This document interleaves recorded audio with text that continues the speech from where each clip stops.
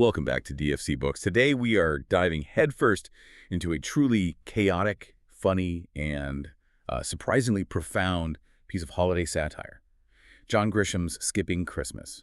It's a book that hits differently depending on whether you're a holiday obsessive or, someone who dreads the obligatory calendar flip to December. It's an absolutely essential deep dive because while we typically associate Grisham with legal thrillers, this novel, it's like a brilliant modern social experiment, but it's all wrapped in a holiday farce. We have these detailed excerpts that lay out the microscopic financial motivations, the highly specific plot mechanics, and the intense community conflicts that arise when a family just dares to opt out. Right. And our mission today is to pull this entire narrative apart. Yeah. We need to track the escalating social pressure, really analyze the characters, especially Luther Crank, and understand that core conflict. Yeah. What is the actual tangible costs of tradition and how appealing, both financially and psychologically, is the dream of escaping it all? It is a fascinating look at consumption, conformity, and ultimately crisis management. And we start this whole mess at a really emotionally charged pivot point for the protagonists, the Crank family. You have Luther, Nora, and their daughter, Blair. And the entire scheme, the whole book, it really hinges on a single moment of absence and loss. So let's jump right into Chapter 1, which acts as the perfect setup. It instantly identifies the central trigger for this entire story. The scene opens at the airport. Nora, the mother, is teary, but she's sort of recovered. And Luther, the father, he's just trying to manage the practical logistics of their daughter's departure. The crucial character here is 23-year-old Blair. Blair is the catalyst, absolutely. She's young, pretty, fresh out of graduate school, and crucially, she's not following a predictable career path. She's inspired by a friend who went to Africa with the Peace Corps. And while her original destination is sort of vaguely this foreign service location, she actually ends up in Peru. Right, but the key is her physical absence. That's the thing. This is the first time in 23 years she won't be home for Christmas. That departure, it creates a vacuum, especially for Nora, who you can tell is the emotional center of the family. Blair represents the reason they do Christmas. Yeah, without her, Nora feels a sense of relief mixed with this genuine melancholy. But for Luther, Blair's absence allows him to stop masking his true feelings about the whole holiday machine. And what immediately follows her departure is just the spectacular building of Luther's internal misery. Grisham doesn't just say Luther hates Christmas. He builds this sensory gauntlet that justifies his impending rebellion. Oh, he does. The trip back from the airport is a nightmare. It's raining, the shuttle is crowded, and then the final straw, a ridiculously high $7 parking fee. $7. And that single petty financial hit just sets him off. It's the constant petty friction of the modern holiday season that Grisham captures so well. Yeah. The rain and traffic aren't just weather. They are like literal oppressive representations of the chaos and congestion Luther despises. But the true masterpiece of frustration happens when Nora sends him out for groceries. To Chips? The Chips. Chips grocery store is Luther's personal hell. It's expensive, the staff is described as snooty and judgmental, and the location requires you to park a mile away and hike to the entrance. It's just an unnecessarily complex process. And what's the desperate request that forces him into this nightmare? White chocolate. White chocolate. Specifically, a Logan's 1-pound bar. This detail is so specific, and the result is instant failure. A woman described as licking harsh snatches the very last 1-pound bar right before he can get his hand on it. He's defeated by a middle-aged rival in the chocolate aisle. It's perfect. That micro-failure, combined with being stuck in the express line that's moving at a glacial pace, the cashier's inspecting every last item. It just fuels his rage. And he's surrounded by this forced cheer, you know, the piped-in music, the decorations. And then the physical pain seals the deal. When he finally escapes Chips, he steps off the curb just wrong and sinks his left foot 5 solid inches into cold, icy slush. Ugh, the worst feeling. He's freezing, his foot is soaked, and he is just bombarded by the sounds of the season, the clanging bells, the carols, like Santa Claus is coming to town. Grisham turns Christmas into a full-on assault on the senses. It's a fantastic detail. That it's the physical discomfort, the wet sock, the $7 parking fee that triggers the philosophical shift. And meanwhile, Nora is still in the car, recovering from her emotional goodbye. Specifically that phone call Blair made from the airplane. A call, Luther grumbles, probably costs at least $10 on our credit card. Exactly. Even that emotional moment has an immediate, irritating financial tether for Luther. And when Nora comes back, having failed to find the white chocolate herself after Luther confesses he didn't think to ask the butcher for it, which is such a classic passive-aggressive excuse, Luther's just left sitting there, waiting for her, thawing his feet. And this waiting period, surrounded by the remnants of his misery, that's where the pivotal moment of the entire setup occurs.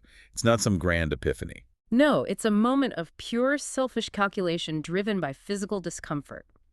He formulates the simple revolutionary thought, how nice it would be to avoid Christmas. That thought is the true engine of the plot. It's a decision that comes not from malice, but from, like you said, just exhaustion and expense. He starts dreaming of the inverse of his current situation. No tree, no shopping, no meaningless gifts, no traffic. And critically, no wasted money. This decision to avoid, to escape, that's the most important event of the opening chapter. It solidifies the idea of escape as the central motive. And that fleeting desire for escape, born in slush and overpriced parking, it immediately blossoms into a full-blown financial plan. Because Luther Crank is, by profession and by nature, an accountant. He works at Wiley & Beck. Right, and he approaches Christmas not as a holiday, but as an audit catastrophe. So he goes down to his basement office, his sanctuary, and he treats the previous Christmas like a crime scene he has to analyze. He's compiling evidence of the damage. And what we learn is astonishing. The Luther Crank family spent exactly $6,100 the previous year. $6,100. When you read that figure, you understand why Luther needed to reach for the cognac in his desk drawer just to cope with the spreadsheet. It's an absurd figure. It really is, especially when you see the breakdown, which just satirizes the excess of the American holiday season so perfectly. The detail provided is meticulous. That $6,100 included major purchases like decorations, the new Frosty, a massive Canadian spruce food, hams, turkeys, cheese balls, a lot of which probably went uneaten. And a mountain of gifts.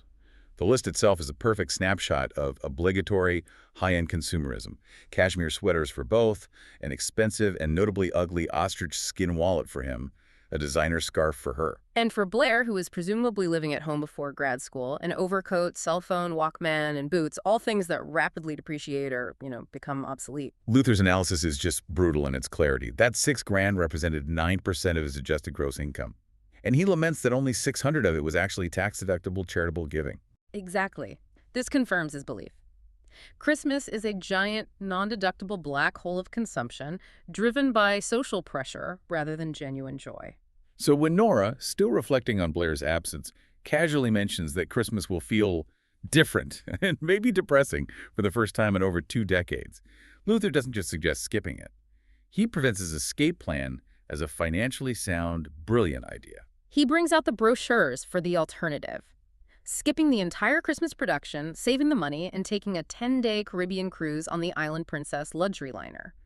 He's already done the math, and the math for him is the entire justification. Let's look at his calculation. The cruise costs $3,000. By skipping last year's $6,100 expenditure, they stand to save at least $3,100. He sees this as a net positive, both financially and emotionally. He tries to woo Nora by painting this idyllic picture of them roasting in the sun while their neighbors are shoveling snow and miserably bloated on turkey and dressing. But this is where we see the fundamental difference between Luther and Nora. Luther sees the ledger. Nora sees the social contract. She is deeply resistant to abandoning the major traditions. Deeply. She reluctantly agrees to forego gifts, but giving up the decorative rituals. No tree, no lights, and absolutely no Frosty on the roof, which is basically mandatory in Hemlock. That's difficult for her. Right. She correctly predicts the inevitable public ridicule. And this is where the negotiation gets intense. What becomes the ultimate non-negotiable deal breaker for Nora? It's the charitable giving. She absolutely refuses to abandon the $600 they usually donate. For Nora, this is the ethical line. She can skip the consumerism, but she cannot skip the true spirit of giving. Right. And Luther, seeing the Caribbean sun slipping away, tries to use heavy sarcasm about the $600 difference, but ultimately he has to concede. He makes a concession grudgingly, but the deal is sealed. They will match last year's charitable gifts, but not a penny more. The plan is finalized. No tree, no presents, no party, just the cruise, leaving on Christmas Day at high noon. The financial escape is now formalized, but the social battle is just beginning. The moment the decision is made, the universe seems to test them. Nora, being the family's primary social conduit, she's the first to face the pressure. And it comes from the least threatening but maybe most annoying source, Aubie, the crabby proprietor of the pumpkin seed stationery store. Ugh, Aubie. He is the perfect Grisham detail, the small-time, pompous merchant who charges absurd prices. He calls Nora just a bit worried about their Christmas card order, which cost them $318 the prior year. $318 just for the paper, before stamps and postage and the actual cost of their time. And this is Nora's first victory, a small yet significant act of rebellion. Empowered by the thought of the cruise, she declines the order. And she realizes in that moment she won't miss the mind-numbing tedium of writing out messages and addressing 100 envelopes to people they barely speak to. She immediately calls Luther, who is elated. He cheers her on, calling Aubie a little worm and reminding her, just think of all those beaches. And Luther's fighting his own battle of defiance at his accounting firm, Wiley & Beck. He is meticulously drafting a letter to his colleagues, making his position crystal clear. He will not participate in any firm rituals, no gift exchange, no accepting of mandatory holiday hams or cognac, and absolutely no attendance at the black-tie Christmas dinner or the subsequent drunken mess that is the office party. He's trying to manage his reputation proactively, but he's dealing with colleagues. Nora's dealing with the community, and the community is far less forgiving than a bunch of accountants. Oh, yeah. The true public test, the first major confrontation, arrives in Chapter 4 with the Christmas tree. Grisham notes that the Christmas tree sale is the one thing that makes it impossible to get through the holidays untouched. It is the ritualistic, almost sacrificial purchase. And sure enough, the local Boy Scouts show up, led by Scoutmaster Mr. Scanlon, with young Randy Bogan in tow. They know the Cranks bought a massive, expensive Canadian blue spruce last year, and the price is now up to $90. Nora is literally in physical pain, whispering frantically for Luther to just buy the tree, maybe hide it in the backyard, just to conform. But Luther knows if he buys the tree, the whole scheme is compromised. The entire principle of skipping Christmas falls apart. He holds firm, maintaining what Grisham calls a bogus grin, and tells them they won't be needing one because they're going out of town. This is the official declaration of war. And it's fascinating how he tries to decouple charity from the holiday. He tries to placate the Scouts by offering $100 for their summer New Mexico camporee trip. It's an act of generosity, but deliberately stripped of any Christmas association. And this is the pivotal moment of the early trials. The confrontation with the Scouts, who represent, wholesome, traditional community values, it marks the first public declaration of the Cranks Rebellion. The result is instant judgment.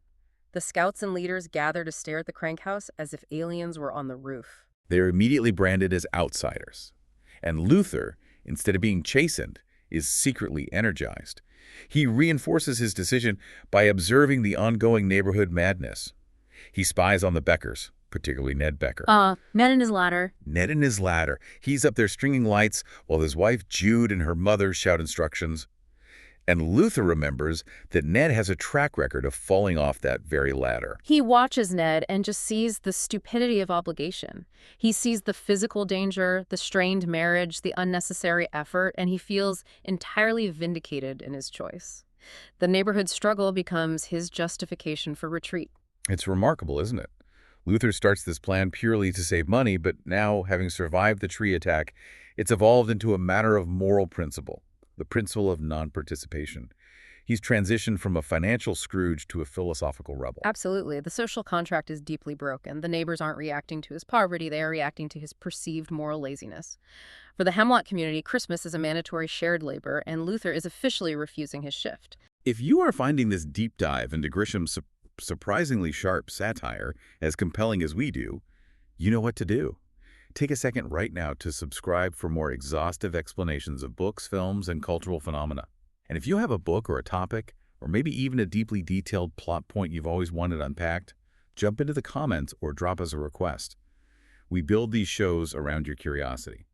Now let's get back to the Cranks, because this simmering neighborhood dissent is about to become a full-blown mobilization.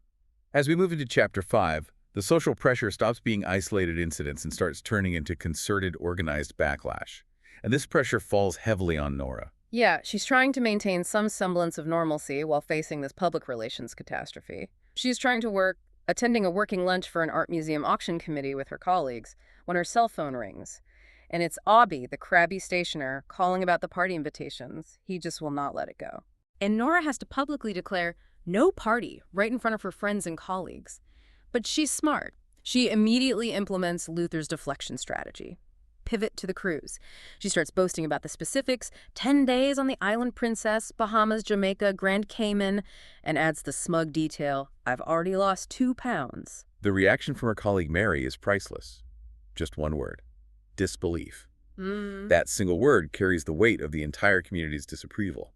The rumor is now public, confirmed, and it's spreading like wildfire. In contrast, Luther is finding this unexpected camaraderie at Wiley and Beck. His colleague, Yank Slater, an amortization specialist, secretly visits Luther's office.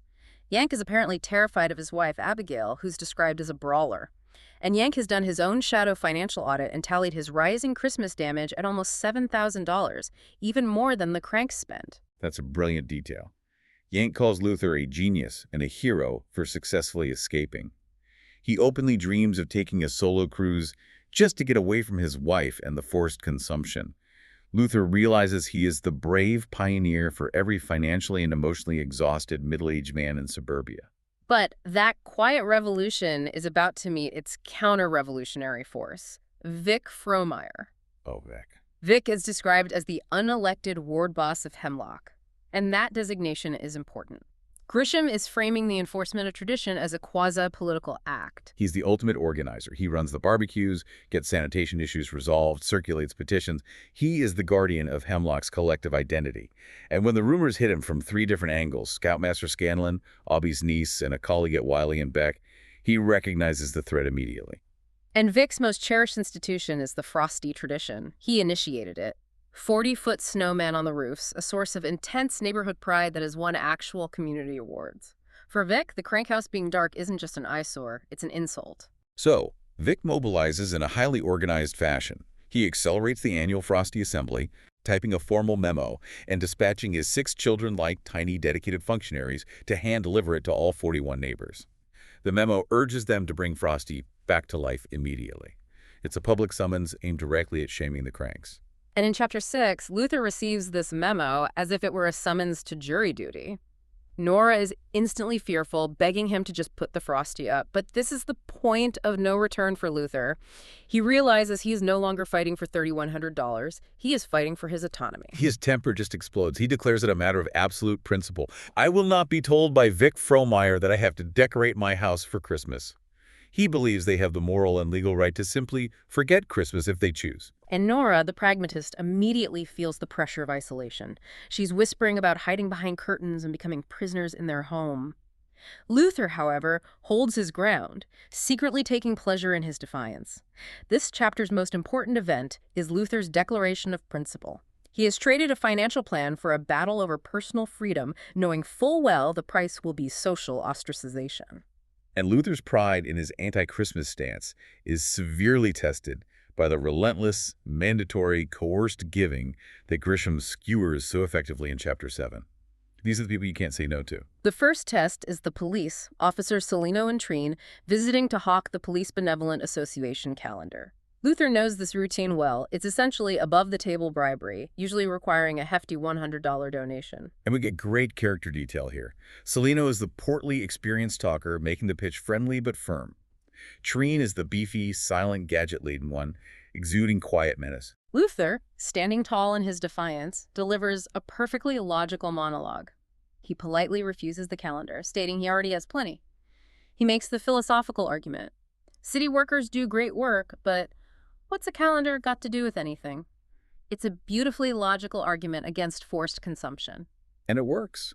He shifts the money away from the ritual by offering the $100 for the orphan softball team in the spring.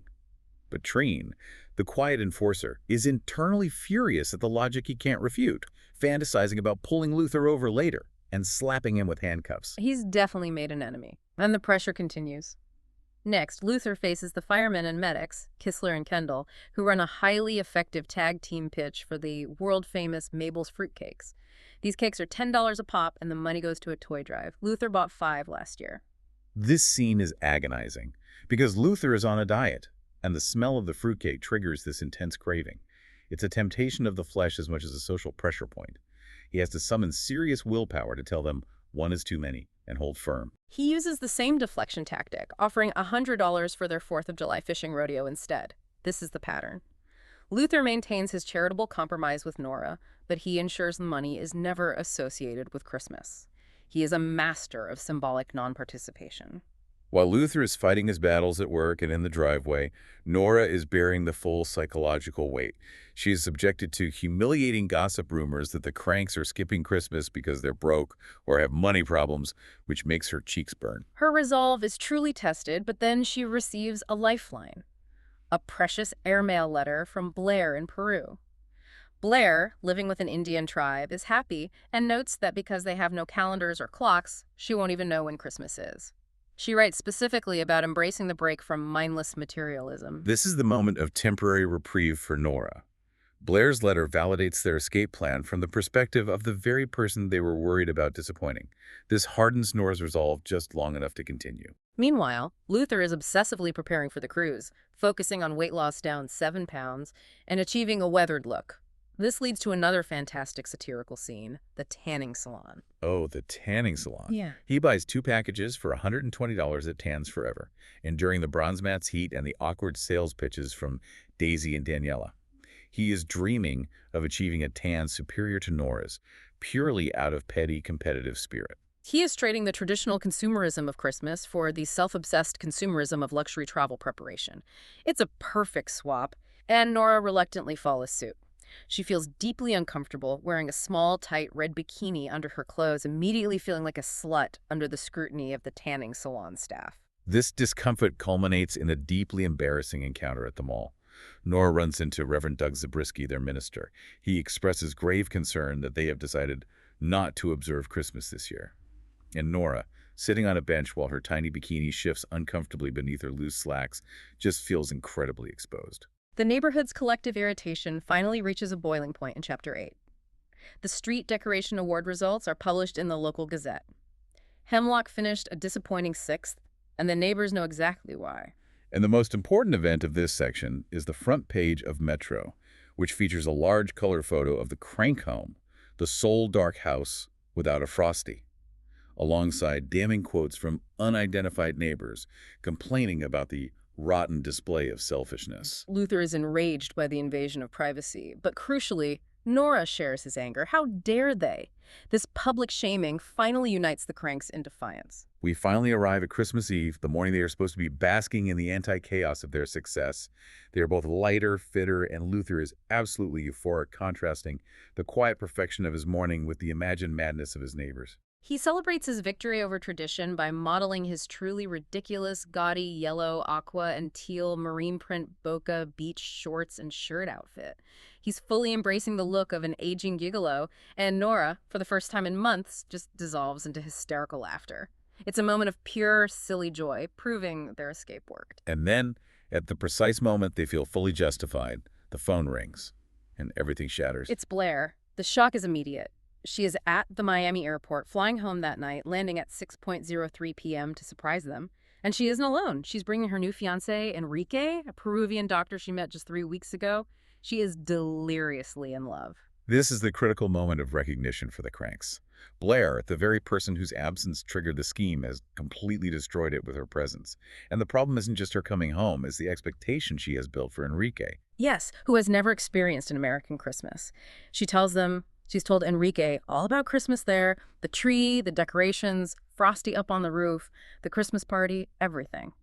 She even asks if it's snowing so Enrique can see a white Christmas. The expectation is perfect, textbook Hemlock Street Christmas. Nora immediately hits the speaker button and just spirals into panic. The cruise dream instantly crashes, and without travel insurance, the money is gone. She turns her fury onto Luther, declaring, "We're having the party," and issuing orders. "This was your stupid idea. We're putting up a tree, and you're going to get your little Frosty on the roof." The financial savings are gone, replaced by frantic, expensive chaos. The desperate reversal begins immediately in Chapter 10. Luther has to abandon the cruise, losing the $3,000, and reverse their entire course of action in just a few hours. His first task. Yep. The tree. He races out and buys the last, most pitiful, crooked dwarf pine from the Boy Scouts. It costs him an astronomical $75, even though the original price tag was scratched through from $15. He is paying the ultimate price for his defiance, the price of desperate last-minute supply and demand. Meanwhile, Nora hauls down the 9 boxes of decorations, the ornaments, garland, lights, leaving Luther with the impossible task of decorating. Their attempts to salvage the party by calling close friends fail instantly. The Lairds and Albertons are tied up, and some actually laugh at Luther's deserved predicament.